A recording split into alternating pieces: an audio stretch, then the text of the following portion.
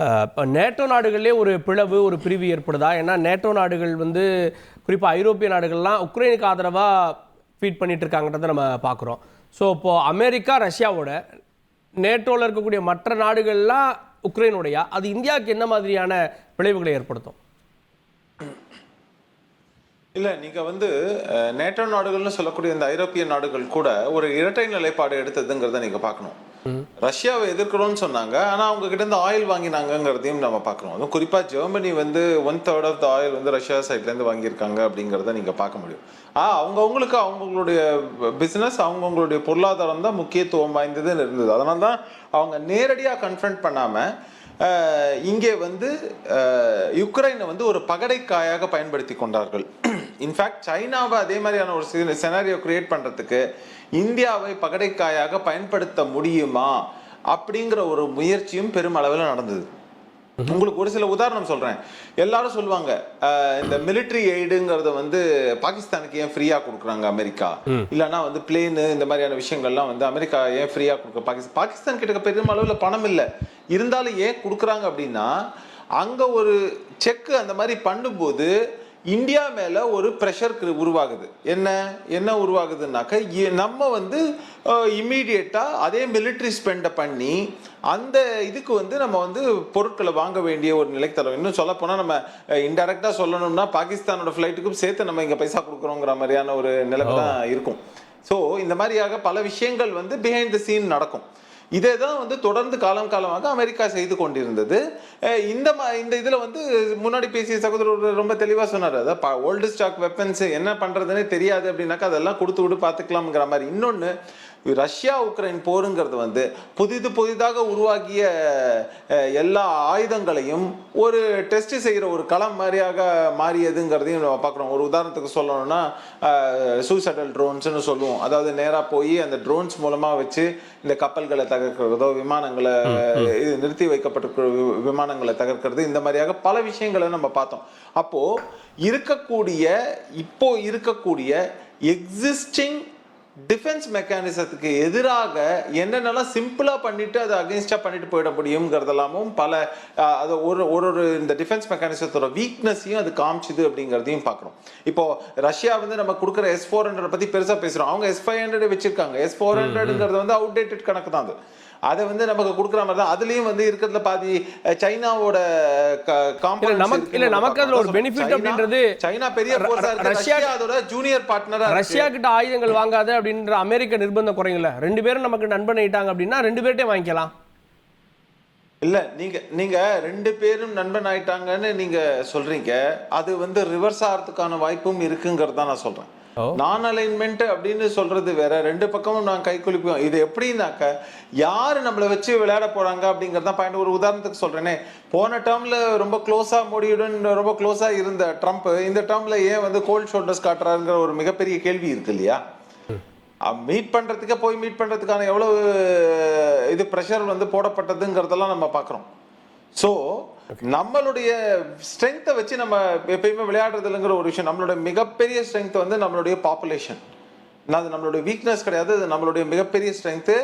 American இதில் வந்து நீங்கள் என்ன வேணால் எடுத்துக்கங்க. அவங்களுடைய மெட்டா, ஃபேஸ்புக்கிலேருந்து ஆரம்பித்து நீங்கள் வந்து அவங்க கூகுள் வரைக்கும் இருக்கக்கூடிய எல்லா டிஜிட்டல் விஷயங்களாக இருக்கலாம், மற்ற விஷயங்களாக இருக்கலாம், எல்லாத்துக்கும் கன்சியூமர் பேஸ் என்னன்னு பார்த்தீங்கன்னா இந்தியா. அது பாயிண்ட் நம்பர் 1.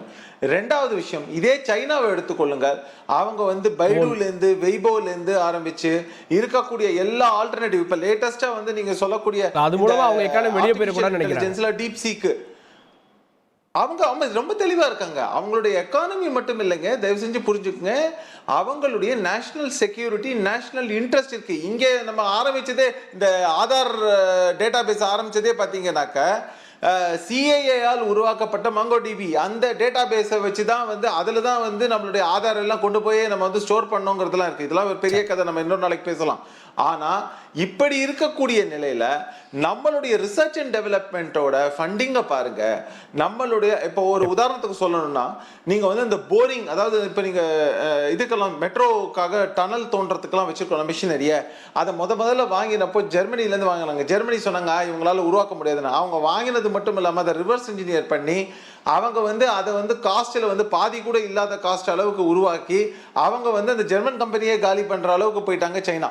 அந்த அளவுக்கு அவங்க வந்து ஒரு சீரியஸான ஒரு டிமென்ஷன்ல போகும்போது இங்கே நம்மளது எப்படி இருக்குன்னாக்க எல்லா இண்டஸ்ட்ரீஸ்லயும் ஃபோக்கஸ் பண்ணாம ரிசர்ச் அண்ட் டெவலப்மெண்ட்ல ஃபோக்கஸ் பண்ணாம இந்த மாதிரியான விஷயங்கள்ல எதுலையுமே ஈடுபடாம முழுக்க முழுக்க நம்ம வந்து ஒரு கடிவாளம் கட்டின குதிரை மாதிரியே ஒரு பர்டிகுலர் டைரக்ஷன்ல தான் போகிறோம் போது மேக் இன் இந்தியான்னு ஒரு பக்கம் சொல்றோம்.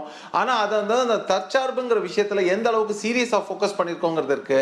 அதே மாதிரி நம்மளுடைய ஸ்டாண்டை வந்து ரொம்ப தெளிவா அமெரிக்கா போன்ற நாடுகளுக்கு கூட வைக்க வேண்டிய ஒரு சூழல் இருக்கு. நீங்க சொன்ன மாதிரி தான் எல்லா நாடுகள், சைனாவா இருக்கட்டும் ரஷ்யாவா இருக்கட்டும், இவங்க எல்லாம் ஒரு சில தங்களுடைய கைகளில் லகான்களை ஒரு சில தலைவர்கள் மேல வச்சிருக்காங்கிறது நிதர்சனமான உண்மை. அதை தான் நீங்க வந்து ட்ரம்ப் விஷயத்துல பாக்குறீங்க. இந்த முறை மட்டும் இல்ல, கடந்த முறையே கூட அவர் வந்து ரஷ்யாவுக்கு ஃபேவரபிளாகவும் சைனாவுக்கு ஃபேவரபிளாகவும் நடந்து கொண்டாருங்கிறத பாக்குறீங்க. இது மட்டும் இல்லாமல் இப்போ நீங்க ஒரு மிகப்பெரிய டெசிஷன் மேக்கர் டோஜி அப்படிங்கிற இதுக்கு வந்து பாத்தீங்கன்னாக்க எலான் மஸ்கோட அமெரிக்காவை தாண்டி கிகா ஃபேக்டரின்னு சொல்லக்கூடிய battery and Tesla car manufacturing unit எங்க இருக்குன்னு பாத்தீங்கன்னா சைனால இருக்கு.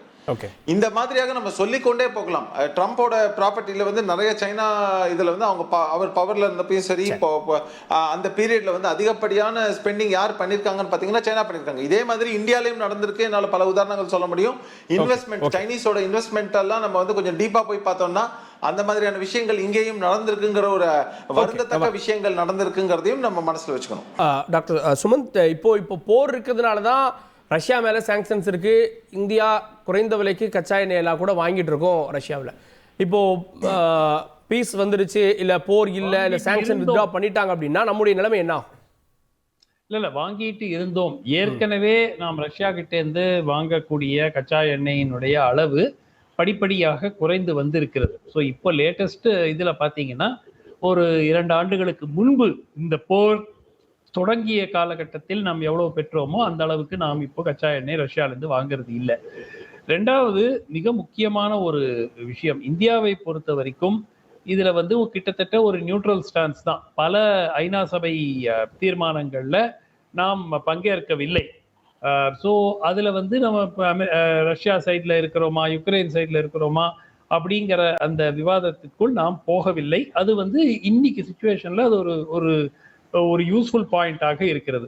ஆனால் இது எங்கு போகும், இதுல ஒரு விஷயம் மட்டும் புரியுது. அதாவது ஹென்ரி கிசிஞ்சருங்கிற ஒரு முன்னாள் யுஎஸ் செக்ரட்டரி ஆஃப் ஸ்டேட் சொன்னார், it is dangerous to be America's enemy but to be America's friend is fatal அப்படின்னாரு. இது வந்து ரொம்ப ரொம்ப ஃபேமஸ். அது டிப்ளமேட்டிக் சர்க்கிள்ஸ்ல இந்த கொட்டேஷன் ரொம்ப எல்லோருக்கும் தெரியும். அமெரிக்காவினுடைய எதிரியாக இருப்பது ஒரு கடினமான ஒரு விஷயம்.